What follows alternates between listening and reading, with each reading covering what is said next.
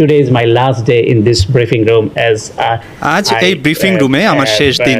বাংলাদেশের অন্তর্বর্তী সরকার আমাকে রাষ্ট্রদূতের পদে কাজ করার প্রস্তাব দিয়েছে এবং আমি তা গ্রহণ করেছি। পররাষ্ট্র মন্ত্রণালয় আমাকে কোথাও পদায়ন করবে। সাংবাদিক হিসেবে এই ব্রিফিং রুমে আমার গত 10 বছরের যাত্রায় আমি আপনাকে এবং আমার সমস্ত সহকর্মীর কাছে কৃতজ্ঞ। During my last 10 years journey in this briefing room as correspondent, thank you. জবাবে ম্যাথিউ মিলার বলেন, আপনাকে ধন্যবাদ। প্রশ্নটির বিষয়ে বলবো, আমি সেই প্রতিবেদনের বিষয়ে কথা বলতে পারি না যে এটির প্রভাব কি হতে পারে, তবে নতুন পদে নিয়োগের জন্য আপনাকে অভিনন্দন।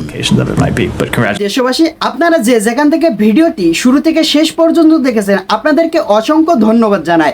দর্শক, আপনারা যে নিউজগুলো দেখেছেন দেখেই কিন্তু বুঝতে পেরেছেন কি বিষয় নিউজটি দেখেছেন। অবশ্যই কমেন্ট করতে ভুলবেন না। আর যারা এই ধরনের নিউজ ল্যাব দেখতে পছন্দ করেন, দেরি না করে এই চ্যানেলটি সাবস্ক্রাইব করে বেল আইকনটি অল করে দেবেন, তাহলে দেশের সকল আপডেট খবর, রাজনৈতিক খবর সবার আগে দেখতে পারবেন। দর্শক, তাহলে বেশি কথা বাড়াবো না, সবাই ভালো থাকবেন, সুস্থ থাকবেন। দেখা হবে পরবর্তী দেশের কোনো আপডেট খবর অথবা নিউজ নিয়ে।